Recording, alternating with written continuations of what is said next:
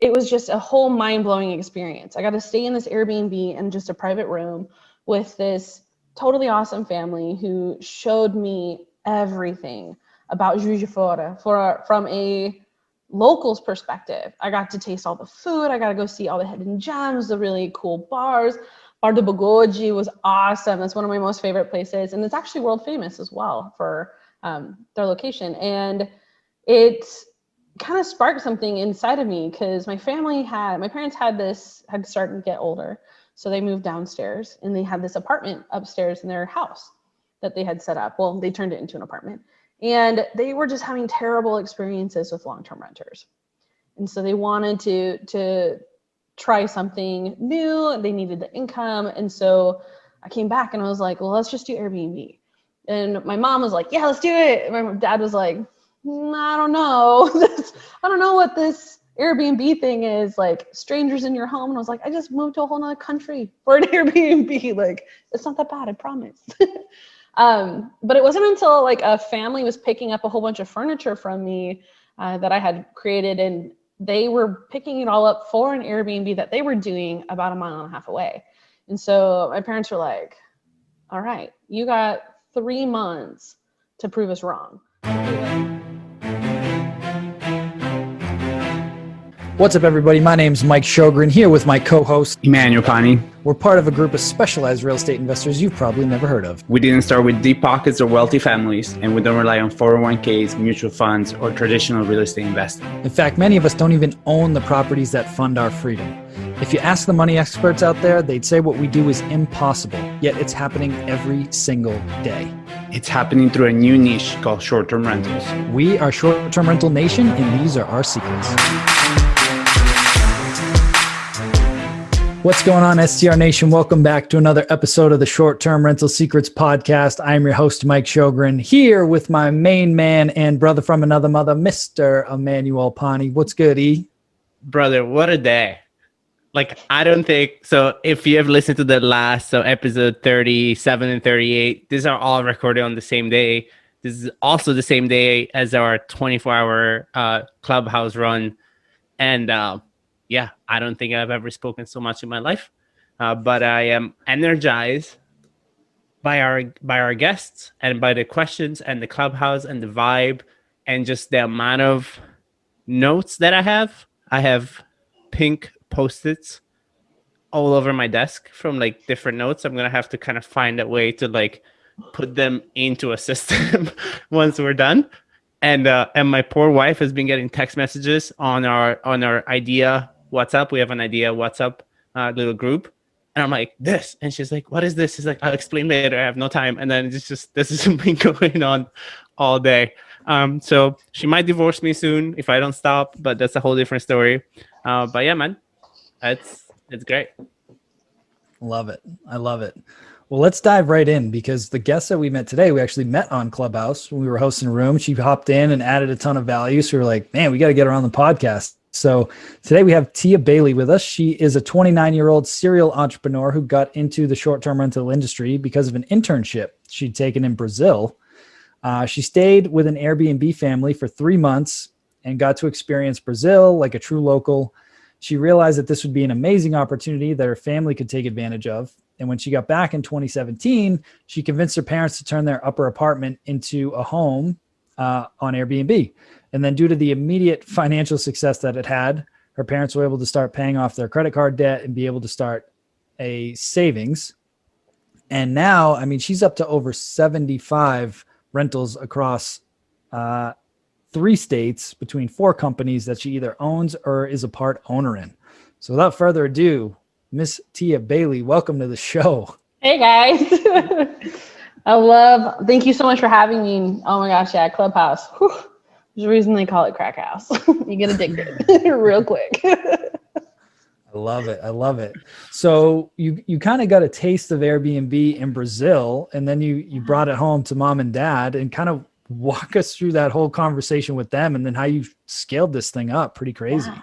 So I'm a firm believer that like everybody goes through a midlife crisis, meaning you don't need, it's not necessarily in your 40s. It's like in your 20s, somewhere between you're like mid to late 20s or somewhere in your maybe early 20s, there's just a time in your life when you're kind of cutting out the toxic people in your life. You're trying to determine what you want to do for like a career. In my case, I actually my brother had passed away from colorectal cancer. And then a year and a half before that, my two of my nieces had passed away. And so I was just like in a really bad spot. And so I finished my schooling and I immediately saw an internship board outside the classroom. And so it was like, hey, paid internship to Brazil, leave in 4 weeks.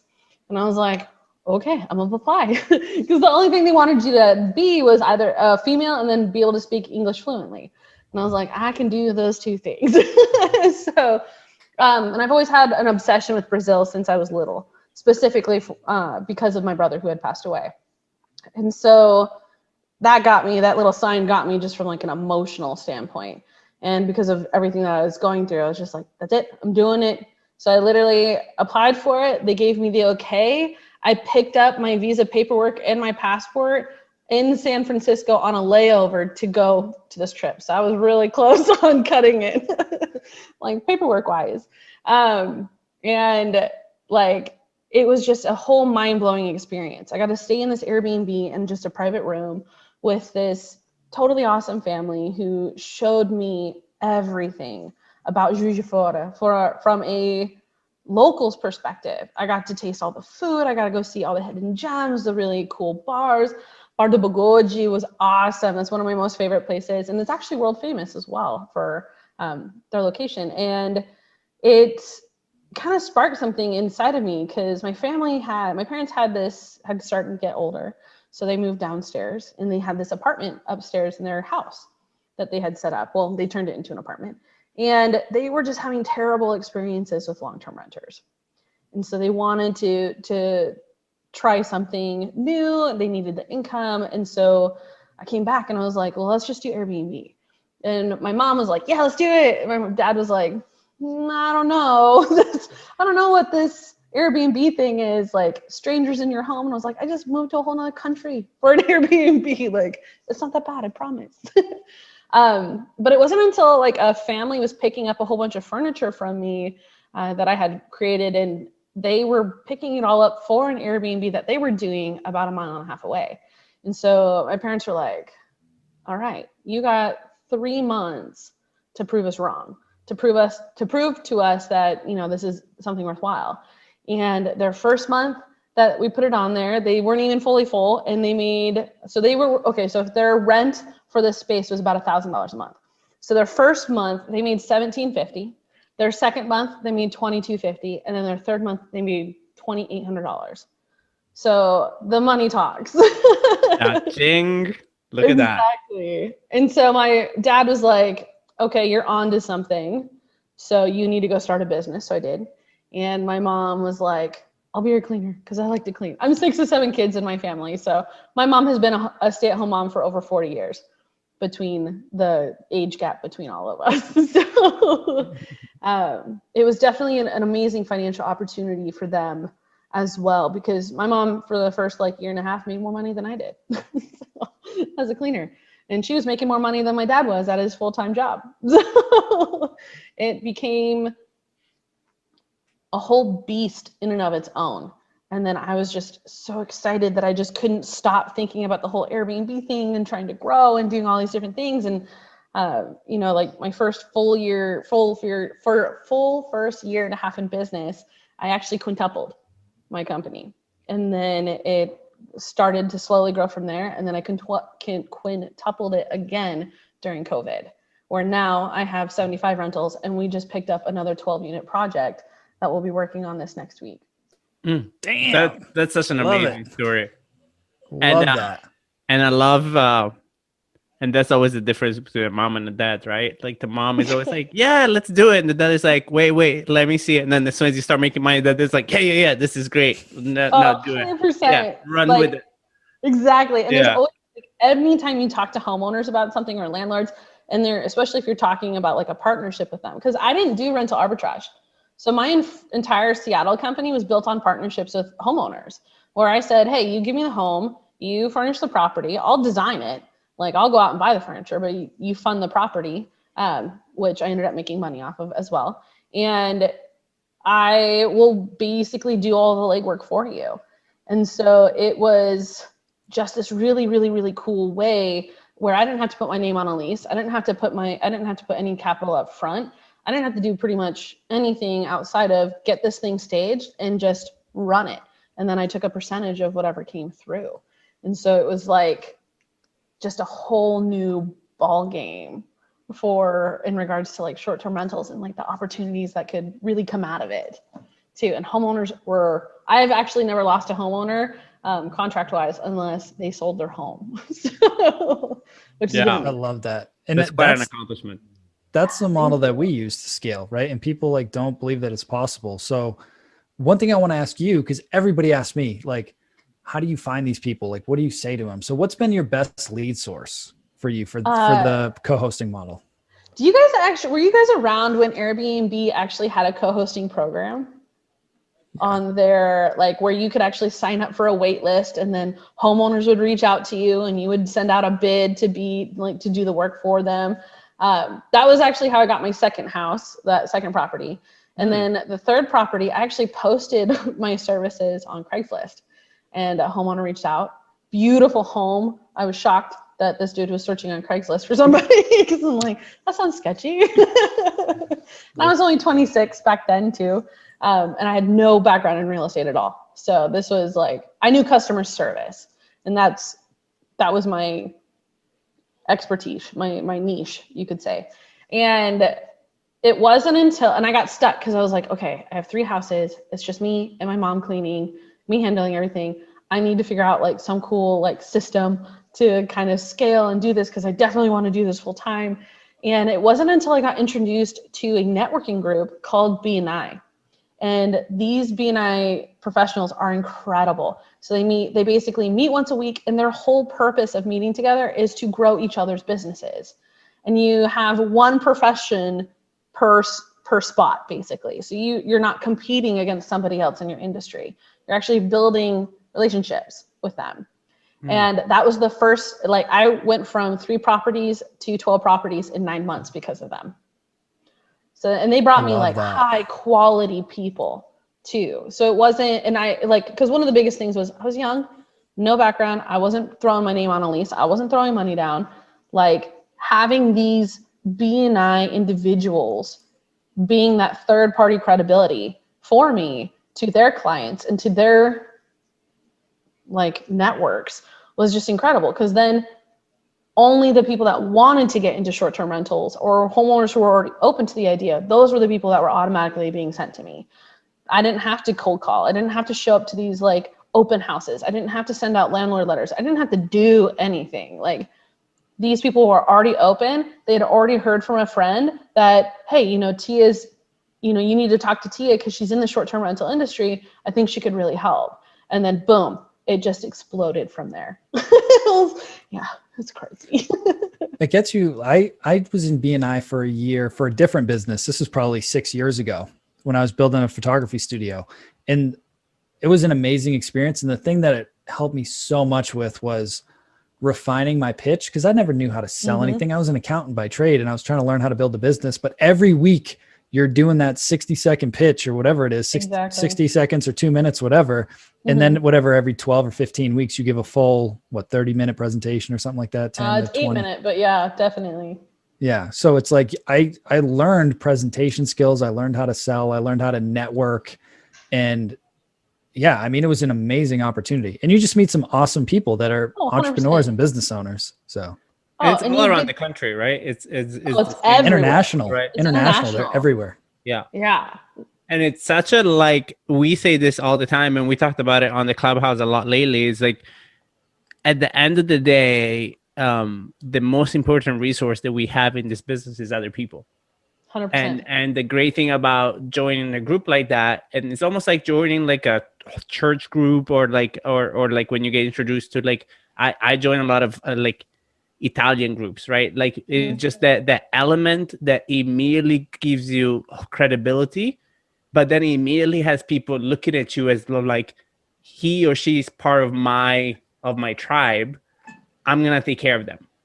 Oh, And 100%. that way you'll grow your business so quickly, and they're all warm leads, which is the most important thing that you want, because it's so much easier if somebody's hyping you up and then you show up and you're awesome and they're like, you're just as awesome as I said. And you're like, yeah, right.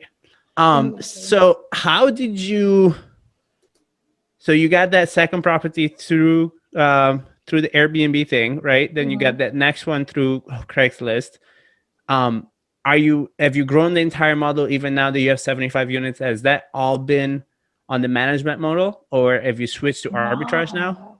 Yeah. So a student reached out to me. He had done a ClickFunnels do-it-yourself Airbnb short-term rental course that he had heard my interview on, because the gentleman interviewed me. And so he was like, I want to learn what you're doing, because I definitely don't want to be putting up all this capital. And so in 2019, November of 2019, I told this guy, I was like, look, I'll come out, like, you fly me out, I'll train you for like dirt cheap, and I'll help you fix the 2 rentals that you have. So, and turn your, occupancy around. I'll make sure that your listing is optimized and that you're, making money.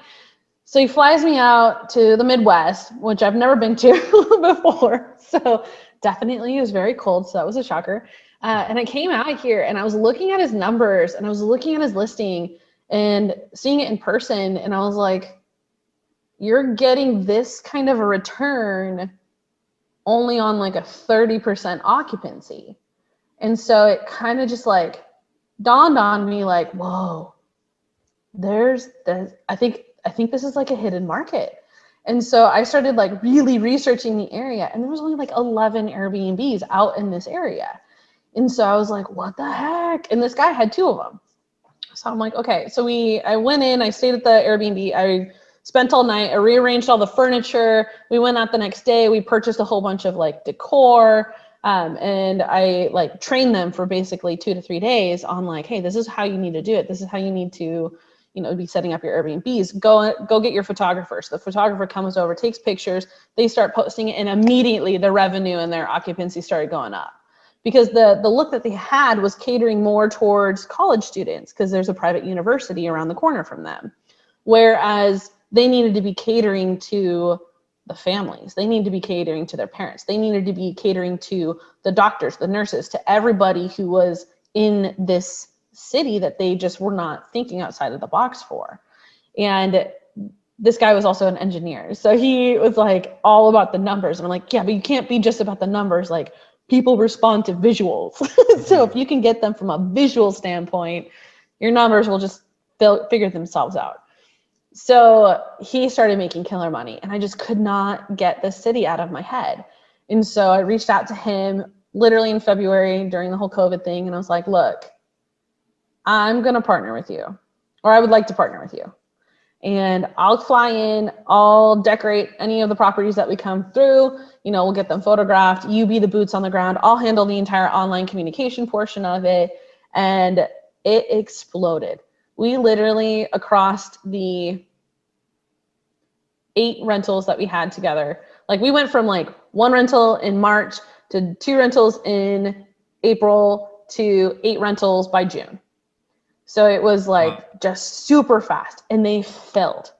Like we were making, on some of them, like a 400% or 500% return a month. So it was like, what the freak? Like, definitely onto something. So during our grand opening of because one of these units, we actually had 6 of them all together. They were brand new built. They were just finishing off the unit as I had flown in, and they had 6 of them. So we did a grand opening for them because we wanted people to know, hey, this is a brand new units out here. There's nothing in this area in the last like 15, 20 years that's been built. So we wanted people to send their corporate companies and their clients and everybody here. And one of the people at the grand opening was like, hey, I just got a phone call from, one of my clients. He's got another huge building in the downtown area that's only like 15, 20 minutes from here. Are you interested in checking it out? And I was like, yeah, sure, why not? But I do have a plane at like 9, I can do 11 a.m. So as long as I'm at the airport by like 9:30, like I'm totally cool. So we get to this place like super early the next morning, and I'm walking into a project that just blew my mind. So it's these 2 massive warehouses that have 36 loft style apartments inside of it. There's 21 studios and 15 one-bedrooms, and they like loft style, so they're like really big. I'm actually living in one right now. But they were meant for long-term renters, so they have fully equipped kitchens and everything like that. And I'm walking through it, and I'm like, oh, this is really, really, really cool. And they're like, oh yeah, let's take you downstairs. And I was like, there's a downstairs? I'm pretty sure we came in at ground level. Like, where did we come from? And then I realized that this thing was huge. So we go downstairs, and there's about 13,000 square feet of commercial space below this building. Wow. That's actually on Main Street. So I was like, what the heck? And there were no walls in this building yet. So I'm walking through all the different spaces, and I'm like, what am I technically standing in? And they're like, well, you're in the new bathroom. I'm like, oh, okay, cool. So I didn't have any real concept of like how big the individual spaces were going to be, but my gut instinct told me like, take it. And I was like, what the heck? What kind of voice just told me to take it? What Jiminy Cricket is telling you to take a whole project? But that voice just would not go away. And like everything and like my whole, like, it's kind of like a weird feeling, but my whole body resonated and just pretty much was just like, go tell the owner of the building you're taking the entire project. And so I did. I walked up to this guy and I was like, I'm taking both buildings. So don't sign contracts with anybody else. I'll be back. I'll figure out how to get the down deposit and whatever. And I mean, this building cost me about $72,000 a month, but it is amazing. And it's the first time, and what I'm doing is something that no other company is doing. And actually there's a company in Miami that's kind of getting towards the direction that I'm doing. Their project is coming out in a couple of years, but no one's doing what I'm doing on this level and at this scale. So it's crazy, but it's been amazing. So I'm super excited about it. It's super exciting. So what market is this in, if you don't mind me asking? Peoria, Illinois. Okay, awesome. And so now you have transitioned to a arbitrage, kind of.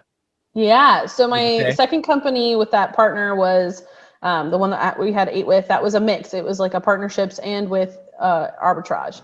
And then for this particular project, it's straight arbitrage. Got it. And so you're going to do your upstairs, just for the sake of understanding, the upstairs one is going to be Airbnb units. And then downstairs, are you doing like a peer space kind of model, or what is the model? So there are 27 units upstairs. And then, so we kept those, the pet-free units, basically. So downstairs, all of the units down here, which is what I live in, they're all dog-friendly. So we were like, oh, okay, because the flooring's totally different. Like up there, they have the original old school hardwood floors. And then down here, we have like the LVP, basically. So in the event space, I have a cafe. So where we bring in Seattle coffees and fun drinks.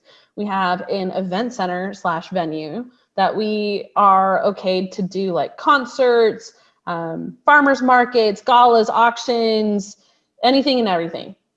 And then we have a rentable lounge that doubles as, you can turn it, we have the furniture is movable and rearrangeable, or you can move it in and out. So you can have photographers, you can have conferences, you can have movie marathons, especially with movie theaters being closed down. These guys can come in and they can rent it out for like $100 and watch a whole like 3 or 4 movies with their families and have like a whole special like thing with them. And then we partnered with like the restaurant across the street, and they're willing to, like, if you have a themed party, to make food for the party that's themed that way. So if you wanted to do like a Lord of the Rings marathon, they'll provide Lord of the Ring type food for you as like part of the package. We have a gift shop. We created a social media room. So have you guys ever heard of like a selfie museum? Just no. I mean, I can just imagine, but no. So selfie museum. So look up selfie museums. So they're super cool. I'm People gonna do pay it right now. like $50 to $75 an entry ticket, and all they do is go in and take photos on these backgrounds and these like stage spaces for their social media. We have one in Miami. I had no idea this was a thing. Yeah. Oh, you're in Miami. Yeah, I live in Boca, which is like 35, 40 minutes on top of Miami. Yeah. Do you know where Brickell is? Yeah. Okay. Massive project. I'll definitely shoot that out to you. Massive send it. project going out Send down it, there. send it. For This looks sure. awesome. Yeah, isn't it fucking fun? So we have a much smaller space, but we have 3 different walls. So like our first theme that we're doing, one wall will have this 4.5-foot inflatable rubber duck that people can sit on. And then we have like 400 little ducks, and the wall will be yellow. And then the next wall will be like this melon color, and it'll have like all these pink hearts and champagne. I don't know if you can actually see. Oh, you can't because of the glare. But I actually have like a 3-foot champagne glass like behind me for it. And then we have a dog art wall. So we have like all these canvases that are going to be going up on this white wall, and the dogs and all the different animals are like have like rainbow colors as part of it. And so we have a trapeze that we're actually hanging, so people can actually take pictures with their dogs, but also have like this like hang out on this trapeze and just have fun. So we created something that is extremely holistic. So we get people of every age interested in it, right? So you have kids and you have young people and you have, millennials who are really going to be interested in just that selfie area. And then on top of that, we're bringing like good coffee to them because the coffee out here sucks and it's expensive. So we're bringing out the good coffee to them and it's all in this. So similar to how your guys' backgrounds are this like black brick, all of the commercial space has red brick. It's a little bit whitewashed and whatnot. So it's just this amazing, gorgeous industrial feel to everything. And then we have the event center. So we're promoting, especially weddings and receptions right now, because with COVID, everybody's wedding got pushed out to specific dates. And now all of these wedding venues around us are hella full. So we started partnering with all those wedding venues and saying, hey, guess what? We got 36 apartments that it's walking distance to your venue. Just send me a list of everybody that you got from like a bridal standpoint. We'll contact them, and we got their lodging covered. And then there's one right across the street as well. And so we're like, hey, send your people over here. We'll get them all squared away. And if you guys need extra space, guess what? We got an event center that they can come in and utilize for cocktail hour or whatever it is. And so we turned every single space, like even the cafe, once after 3:00 when we close, you can rent the cafe. You can rent out every aspect of this lower building. And I mean, I've just in the last 24 hours, I've done 6 tours between businessmen, photographers. We had a video crew call us last night at like 8:30, and they showed up at 9 for a tour. And I was like, oh my gosh, I was watching a Korean drama, but I got this. I'm in my sweatpants.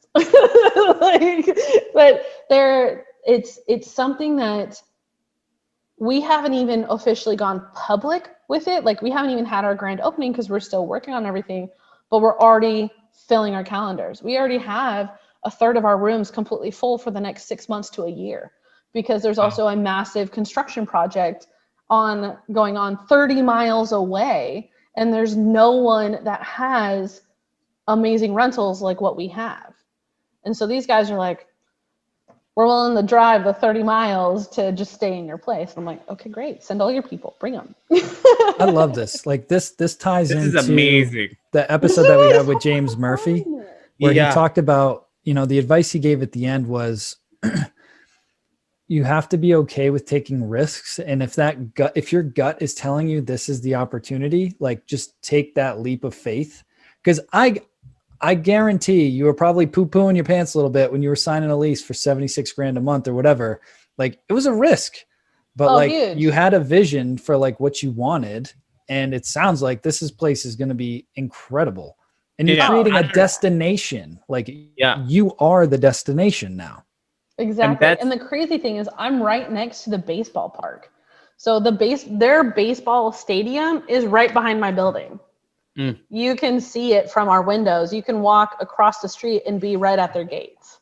Yeah. And if you go the opposite direction, you're 1.5 blocks away from the riverfront. So you're right next to all of the restaurants, all the best bars in town. We're a 5-minute drive across the bridge to the best portion of town, which is where all their shopping and their major restaurants are. So it's just a killer location. And I was like, yeah, this rent's expensive, but you know what? I'm gonna do it. Screw it. That is amazing. And I am, first of all, hats off to you. And I love the vision. And I think that is the main thing about our business and our just like sharing economy, right? It's just the opportunity, as long as you can think outside of the box. It's just like, I mean, even the fact that you rent the coffee spot, like how brilliant is that, right? But it's what really allows us to maximize cash flow. It's how we can rent things by the night, and then with all of the brains are going into our industry now with spaces like Peerspace and just the social media thing. That social media thing is absolutely amazing, because that's been my thought after hearing the Peerspace. I have a property and I'm like, how do I redesign the landscaping to make it picture friendly, right? That people want to go and take pictures. So I absolutely love that. So let's we also want to be respectful of your time. I feel like we could go on this for forever. I totally could. And if you need an artist in Miami, I actually am flying a Florida artist up here for the next install of the artwork that we're going to have up here. So I can totally get you into contact with him. I mean, we're going to be talking about a lot of things after this. We can definitely talk about that. But what I would love to kind of bring you back on is really I think there is a big element of having the switch with how your mindset approaches and sees opportunity. So what if somebody is listening now, because really like a couple years ago, none of this was a thing for you, right? Oh yeah, definitely. So what would you tell them? Like, what would you tell them that has been a factor in the upgrading, if I can say, of your mindset and how you look at opportunities? So the biggest thing is you cannot control everything. I realized once I came out here into Peoria, and once I had one of the partners of my company one of the companies out here that we had with the 8 rentals, that I was always willing to give up equity in a company, knowing that I had a partner who was going to be putting in equal work, or who would have specific responsibilities of that. Like for me, I don't care so much about the money coming in, because I'm all about the service that's being provided to these guests. Like I want people to come through and see and experience something that they can't shut up about. That sounds bad when I say it that way, but in reality, like that's totally what it is. And the moment I switched from my mentality from how do I make more money to how do I serve more people, that's when the money just came in after that. Like the money naturally just followed. And when you're in this type of industry, your service and the value that you are providing to people, and you're going to start you guys, now that I've said this, you are going to start seeing how many big name speakers, how many big conferences are going to be talking about value, and how people are going to be wanting more value for the same amount of money, that it's going to be the value that you're providing for this at that same opportunity that somebody else has, that's going to separate you from everybody else. And I had really, when I had scaled super fast last year, I didn't even go on social media. Like I maybe posted once or twice, but I recognized pretty early on that I had to become a person of value in order to truly and authentically provide services that would be valuable to anybody and everybody. And once I dialed back and kind of like humbled myself over that, and there were some good lessons that I learned in financial. Like one of my projects is not going to be doing well, and I learned the hard way that not every person as a partner is the best partner for what your vision is. And you know, that mistake is going to cost me $94,000 after everything is said and done. But if that had not happened, I would not have been in this project, which will make between $1 to $2 million in its first year. So I'm like, that $94,000 is worth it. But yeah, it's all about like realizing that the value that you have to provide and the service that you're providing to people. And it doesn't have to be something that's like crazy. It doesn't have to be super expensive. Something as simple as the gift bags that we leave inside of the apartments for our guests. Instead of just having all of it. So here's actually, okay, I'm going to get really excited about this. So you know how I'm sure in your guys' short-term rentals, you have bars of soap, you've got maybe little shampoos and conditioners and things like that. And they're already in the units, right? They're already inside the bathrooms for them and whatnot. So we took that same concept. The only difference thing that we did is we went online and bought just like bulk gift bags and tissue paper, and we put them in a freaking gift bag. And then we wrote their name on it. And our cleaners write the name on it. So they walk in and they see a gift, even though that gift is literally just all over their toiletries and things like that, but it has their name on it. So immediately they're recognizing that as, wow, this company is acknowledging me, because people love themselves. They love seeing their names written on things. They love being recognized as special. And these gifts, and especially gifts, because when someone gives you a gift, they're acknowledging you as a person, but they're also making you feel special. So it triggers those emotions inside people. So this gift bag total, with all the products inside of it, we give them shampoo, conditioner, body wash, floss picks, a toothbrush, toothpaste, makeup wipes. They get a bar of soap and a washcloth that they get to keep, because I don't want them ruining mine. So they get to keep that one. And with the tissue paper and the gift bag and the whole paper on the outside that tells everything that's inside of it, it's $2.50 is what it breaks down to. So this $2.50 bag gets people so excited and makes them feel so special that I would say at least half of the guests that we brought in through November have stayed 2 or 3 more times just in December. And these are just local people. These are people that can bring their own stuff if they wanted to. And they look forward to those little bags. And they spend like Christmas in our building, and they do videos about it. And we have people that come in and do like woodwork for us, and they are just so excited about like these small, simple things that we do that really just make them stand out. And it's all about just bringing value and being a person of value. That's so good. And it's like, it's so true. Like that one simple tweak of just branding it as a gift with, I'm sure you'll put your logo and branding on it and all that stuff, but with their name on it, 1, it builds the brand. 2, it makes them feel special. Mm-hmm. Like for $2.50, right? And 20 seconds of a cleaner's time to write their name, right? Like genius. I love it. It's just something like people don't realize, like, okay, first off, in the short-term rental industry, if you're not making money off of your cleaning fees, and I mean like good, serious money off of your cleaning fees, you're doing something wrong. A lot of people charge cleaning fees where it covers only the toiletries and the consumables and the cleaner's time. Here's a weird little trick. People really don't care about how much they're paying about a cleaning fee. Overall, I've probably had 5 people complain out of the 1,000 plus we've hosted.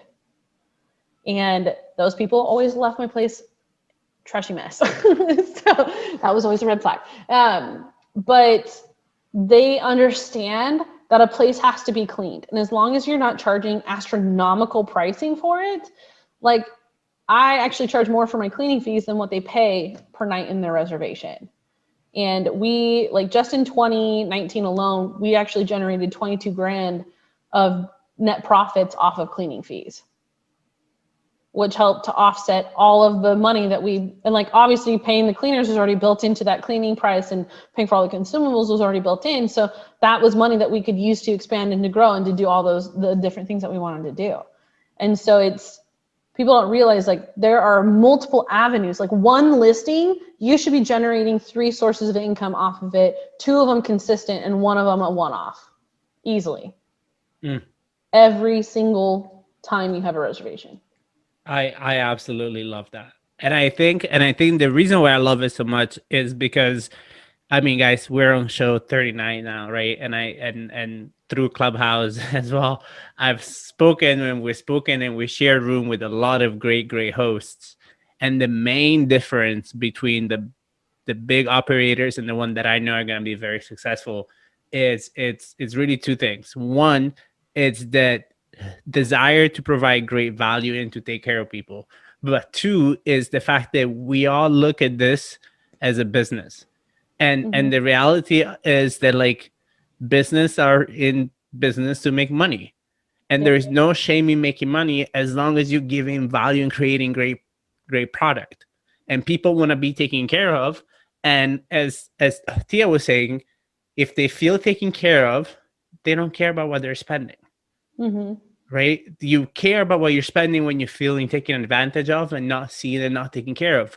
But if you take care of people, they are happy to support your business because they love the experience, and there is an equal exchange that goes on. Exactly. So I love that. You're muted. Well, there's this misconception that you have to spend so much money too. Like, when people go, okay, for example, if you guys were to have a 1-bedroom, 1-bath, on average, how much do you think you would have spent getting the entire thing set up? Like a whole 1-bedroom, bath with kitchen, living room, everything. I know for us, I don't do many 1-bedrooms, but I would say we'd probably spend, like, soup to nuts to have it completely ready, somewhere between 7,500 and 10 grand, depending on the layout and the size. Holy smokes. Whoa. Okay. What if I told you all 36 units cost me less than $75,000? We say how? Yeah. It's because you're spending money on the wrong things. You can always increase. Okay, I've created 150 different kinds of looks. So one of my specialties is going in and furnishing properties and furnishing them really well, even if it takes me more time, on a much smaller budget. So, man, I will send you pictures, and you can actually, if you want to go, you're going to look it up, go to airbnb.com/h/lofty, LOFTIE. Let's do 22. Yeah, you should send it to us so we can add it to the show notes. Yeah, and also let us know what the property. I assume you're gonna have a website soon. If you don't have already, we would love to tag that on the notes. For sure. Which kind of brings us. We also want to be respectful of your time. Because I'm sure you're busy. There's for sure a Clubhouse going on right now that you want to jump on. Where can people kind of learn more about you, get in touch with you, see your amazing property? I don't even think I wanted to go to Illinois, but I might want to now. Come on over, come live on site. I'll totally show you around. I do all my trainings out of here. So we do training programs. I actually have a whole bunch of students arriving on Saturday. So we do 1 week long trainings, and you live on site, and they're actually going to be furnishing my 12 units for me. Yes. Genius. Smart. Right? Smart. But, you know, like, so you can reach out to me on Facebook. You can find me at Lofty Spaces, LOFTIE Spaces, or you can reach out to my personal Facebook page. Just make sure to DM me that you are a real person and not some, like, sketchy dude or lady, at tia.bailey and then the number 1 after it. Or you can just follow me on Instagram at @tiabailey_private coach. And before we get into the last question, for anybody that's listening to the podcast, make sure you join our free Facebook group, because we stream all of these podcasts live into the Short-Term Rental Secrets Facebook group. And after we stop recording this, we've got a few people on that have questions for Tia. So if you want to have a chance to ask our guests your questions, make sure you join the Short-Term Rental Secrets Facebook group. Because one, you're going to get to see these episodes recorded live 2, 3, 4, 5 weeks before they actually air on iTunes, Spotify, and all those other platforms. And two, you get access to these speakers. So just want to include that in there. So E, why don't you drop the last question? We'll cut the recording and then we'll do some Q&A. Yeah. So, I'm excited. I don't usually get to ask the last question. So the last question that we ask everybody is, what is your number one secret for success in short-term rentals? I'm going to tie it back to being a person of value. It's when you are a person of value, everything that you do is true and authentic, and it just seeps out of you in your words, your actions, everything that you do.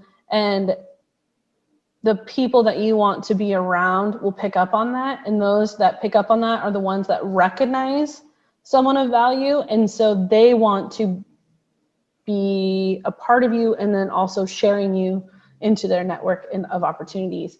And, becoming a person of value means personal growth. You got to be reading books. You got to be on Clubhouses. You got to be on getting into your niche, getting into your, for the short-term rental industry, you need to be educating yourself day in and day out. I'll send you guys a link to a Patrick David. He had amazing little YouTube thing that was like an hour long, blew my freaking mind. I've listened to it 3 times in the last 48 hours. It's just so good, so powerful. So definitely just becoming a person of value and having services that not necessarily are, money gouging, but that people can identify with, and making them and having one service that can serve a lot of people in different aspects, just depending on the situation that is needed for it. Love that. Well, thank you again, Tia, for being on the show. This was so much fun. I'm sure we'll be in touch for sure. I want to see this project all the way through and see all these cool spaces that you're designing. Definitely want to see the selfie rooms. That sounds very interesting. Give me about 2 weeks and it'll be ready. Love Perfect. that. Love that. Send them to us on IG so I can reshare it for you. Oh, dude, just come out here. You can come live on site. You can come downstairs, get a coffee. I love you guys. Your podcast? I tell this to Mike all the time. You guys have this thing up there called winter. Yeah, it is very cold. I won't lie. Yeah, I don't do winter. But hey, when the sunshine comes back, I'll come. Yeah, it's it gets up to 90 to 100 out here, so for sure. Awesome. Love it. Well, thank you again, Tia. Really appreciate it. And we'll talk to you soon. Hey, STR Nation, if you enjoyed this episode, please make sure to hit that subscribe button and leave us a review. And in the comments, let us know what topics you want us to cover on upcoming episodes, and we'll make sure to get that in the books for you. And if you really want to learn how to launch, automate, and scale your short-term rental business, if you want to go deeper, then check out our free masterclass at strsecrets.com.